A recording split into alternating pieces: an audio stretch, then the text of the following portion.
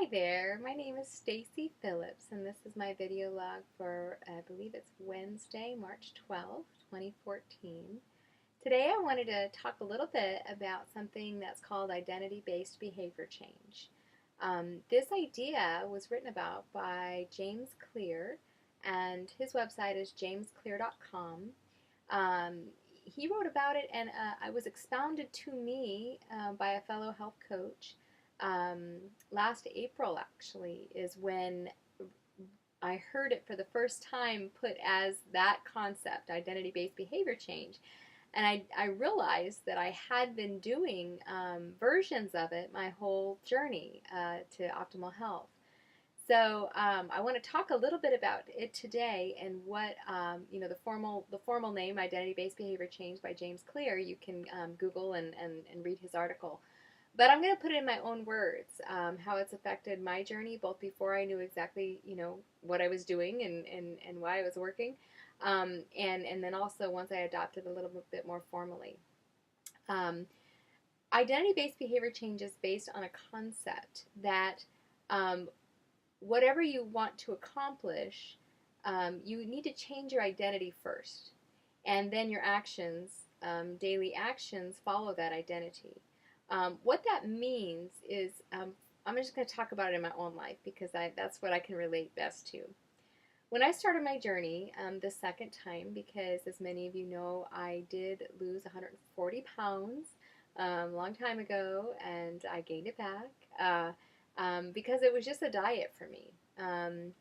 All my life I had been doing diets, and diets work temporarily.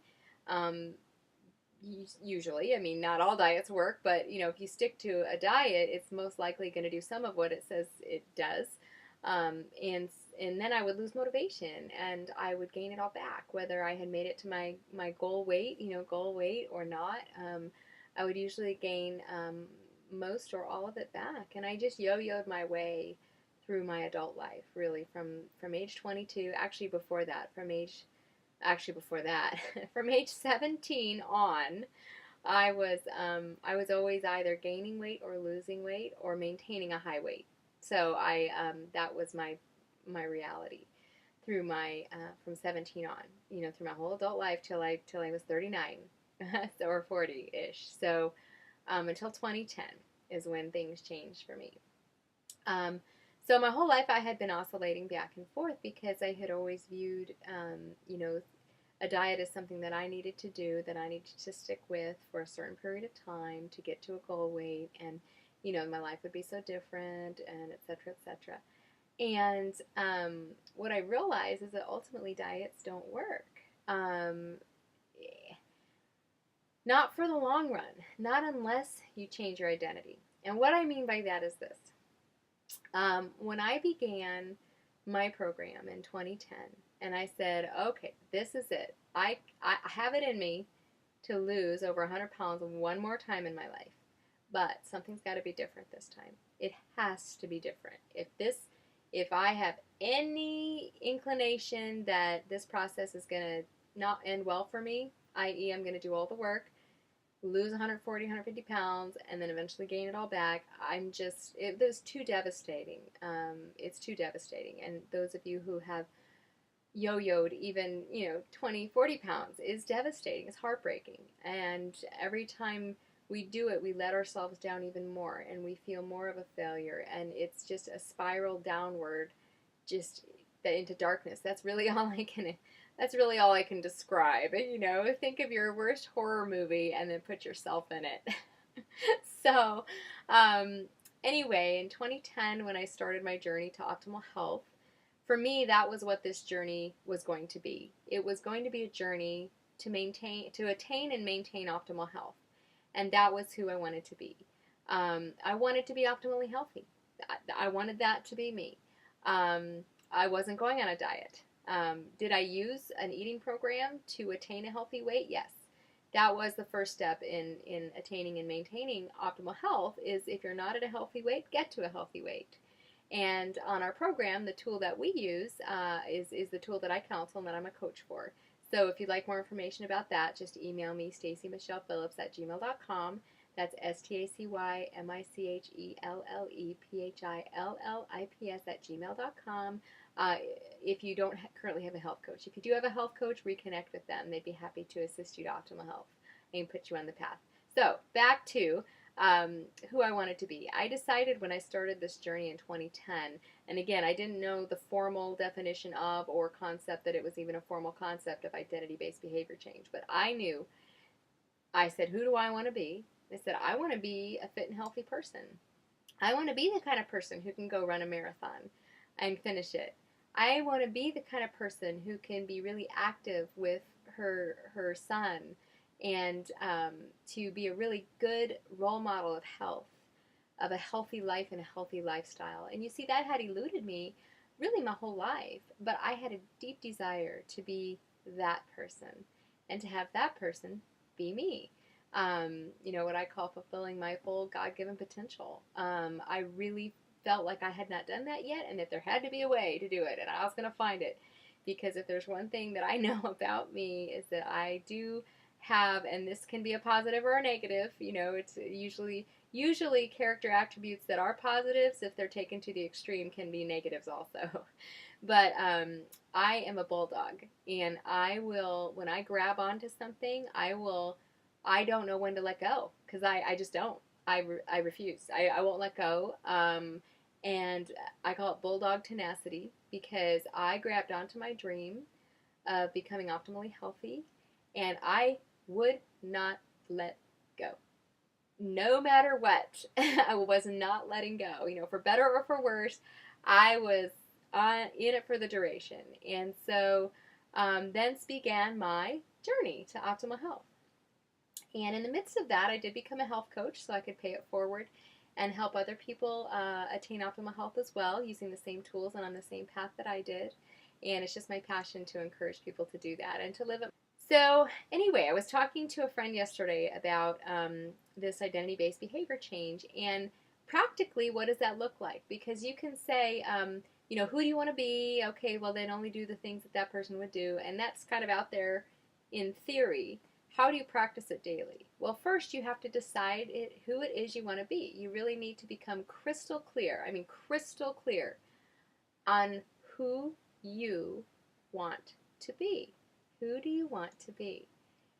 During this process, you're going to be becoming that person. So who is it that you want to be? And guess what? If you can't see yourself in that role, one thing another health coach friend of mine talked about at one of our last events this year was, if you can't see a clear picture of yourself in that role, because many of us can't. We've never been fit and healthy before. So how can we see ourselves and picture ourselves there?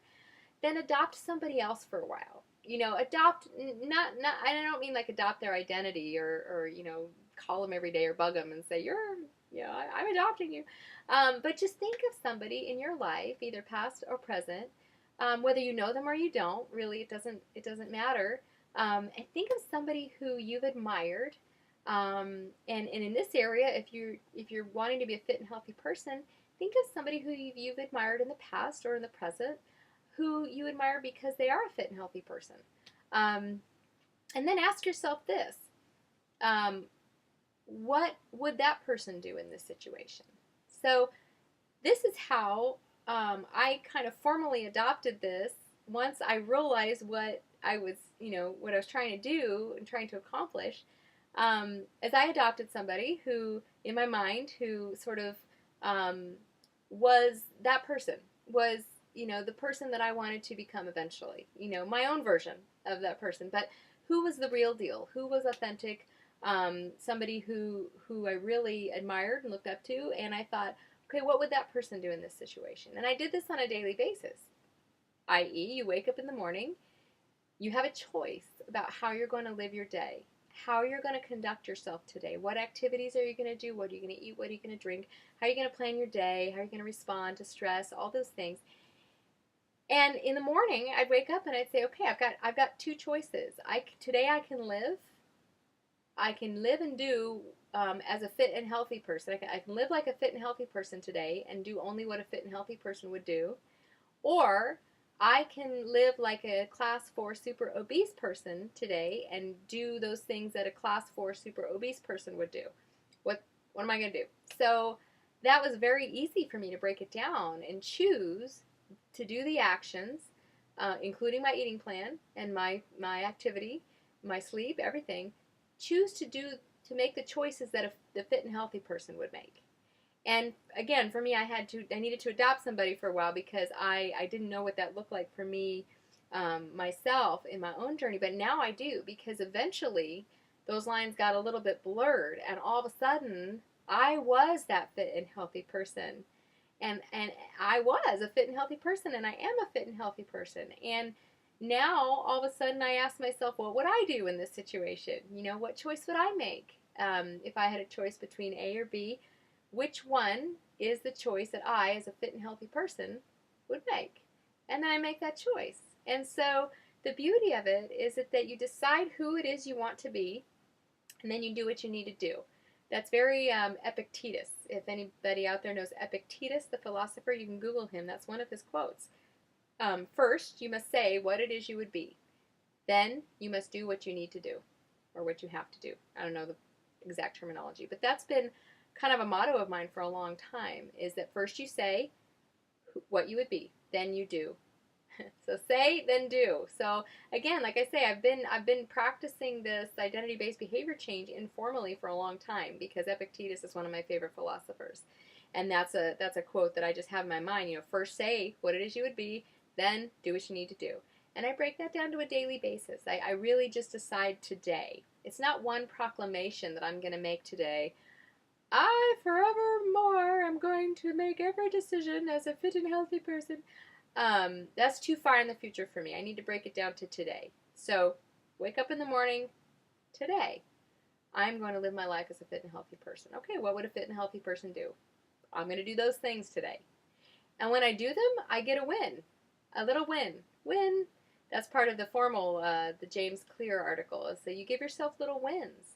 You don't beat yourself up when you make a decision that isn't what that person would do, but you give yourself wins when you do make a decision of something that a fit and healthy person would do. That's a little win. That's another win. So that's my video log for today, talking a little bit about identity-based behavior change. Just wake up every morning, say, how then shall I live today? And that's the choice you make, is that, and then you don't have to worry about making 457 separate eating and drinking and action decisions that day. It's done. You made the one decision. You're going to live like a fit and healthy person today.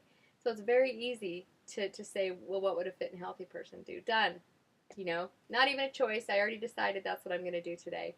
It really takes the burden of oh, hello, alarm. My husband's baking bread today, and that's the end of the first rise. So that is my timer to go and to flip it for its second rise, because he's back homeschooling the boy in the classroom and asked me to set my timer. But that timer means I've gone way over time on this video, so I'm going to go ahead and wrap up and hope you got something valuable out of today. Feel free to contact me. I gave my email address earlier. I'll also post it in the description of the video. Have a wonderful rest of your day. Bye-bye.